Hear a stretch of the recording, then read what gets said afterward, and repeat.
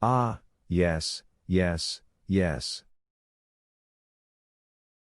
My dear, I'll reveal a secret to you. I'm not an artiste at all, I simply wanted to see the Muscovites en masse, and that could be done most conveniently in a theater.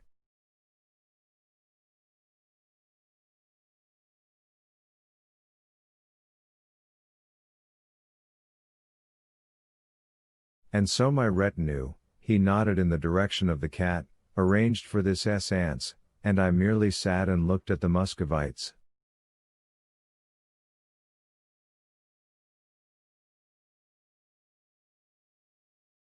Now, don't go changing countenance, but tell me, what is it in connection with this séance that has brought you to me?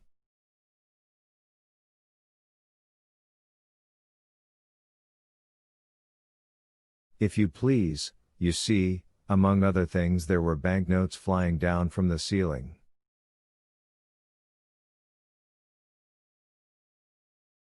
The barman lowered his voice and looked around abashedly. So they snatched them all up. And then a young man comes to my bar and gives me a 10-ruble bill, I give him 8.50 and change, then another one.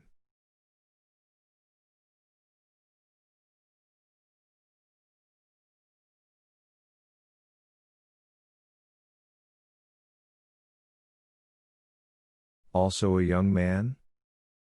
No, an older one. Then a third, and a fourth. I keep giving them change. And today I went to check the cash box, and there, instead of money, cut up paper.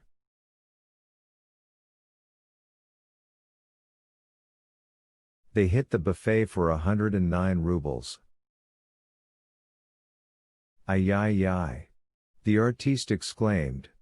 But can they have thought those were real bills?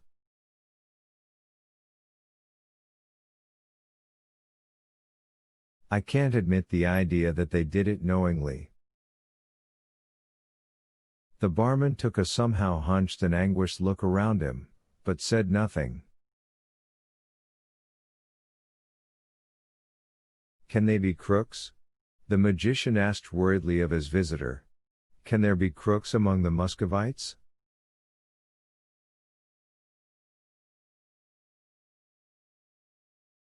The barman smiled so bitterly in response that all doubts fell away. Yes, there were crooks among the Muscovites.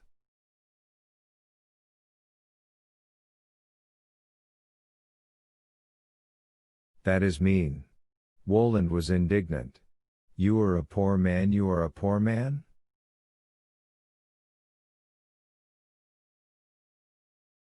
The barman drew his head down between his shoulders, making it evident that he was a poor man.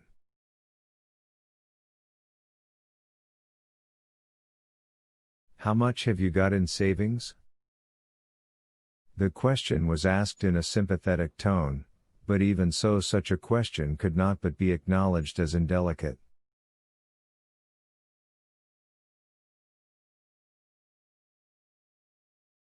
The barman faltered.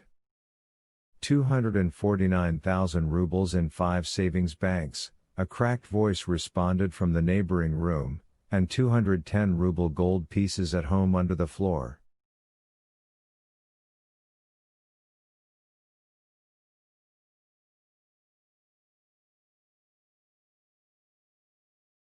The barman became as if welded to his tabaret.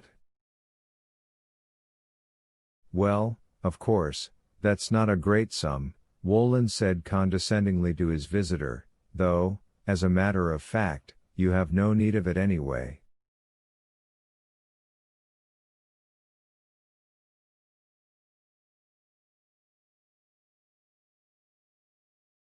When are you going to die? Here the barman became indignant. Nobody knows that, and it's nobody's concern, he replied. Sure, nobody knows, the same trashy voice came from the study. The binomial theorem, you might think.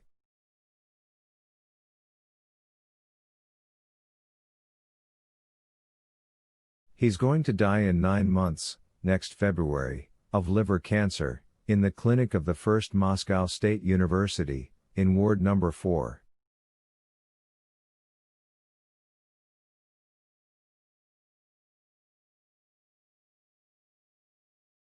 The barman's face turned yellow. 9 months, Wolin calculated pensively. 249,000 rounding it off, that comes to 27,000 a month.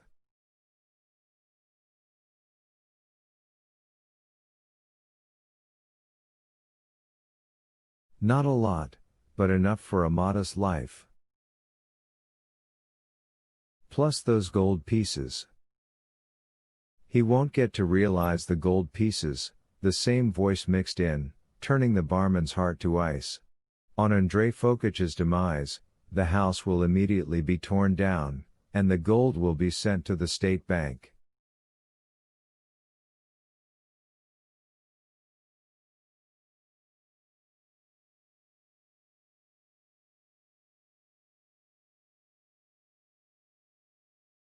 And I wouldn't advise you to go to the clinic, the artiste went on. What's the sense of dying in a ward to the groans and wheezes of the hopelessly ill?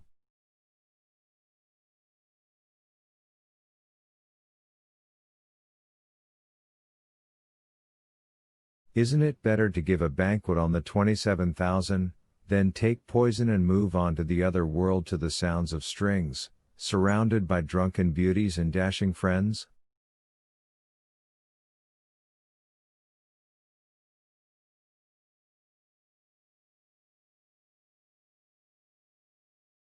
The barman sat motionless and grew very old.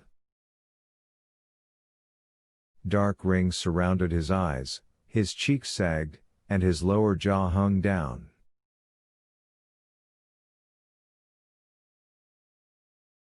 However, we've started daydreaming, exclaimed the host.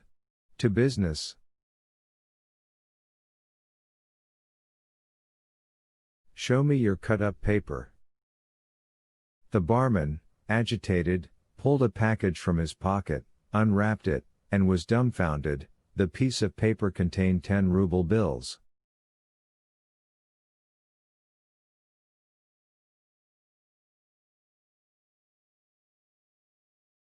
My dear, you really are unwell, Wolin said, shrugging his shoulders.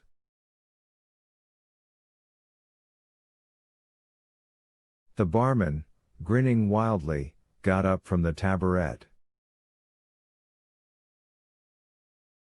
And he said, stammering, and if they again, that is.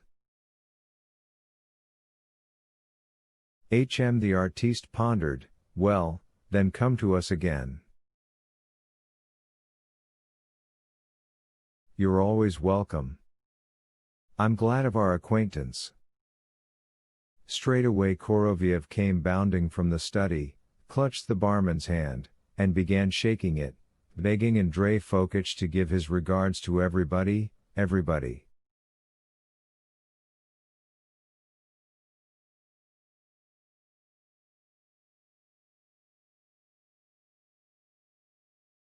Not thinking very well, the barman started for the front hall. Hella, see him out. Koroviev shouted. Again that naked redhead in the front hall.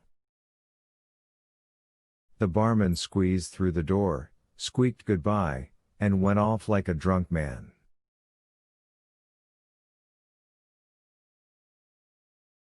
Having gone down a little way, he stopped, sat on a step, took out the packet and checked. The 10-ruble bills were in place.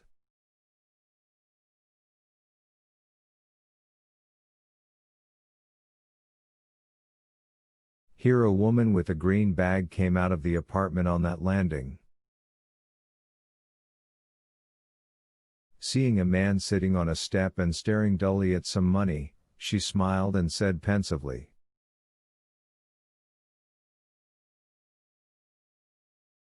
"What a house we've got. Here's this one drunk in the morning. And the window on the stairway is broken again."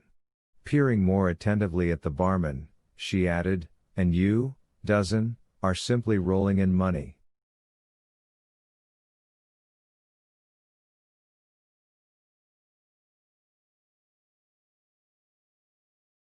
Give some to me, eh?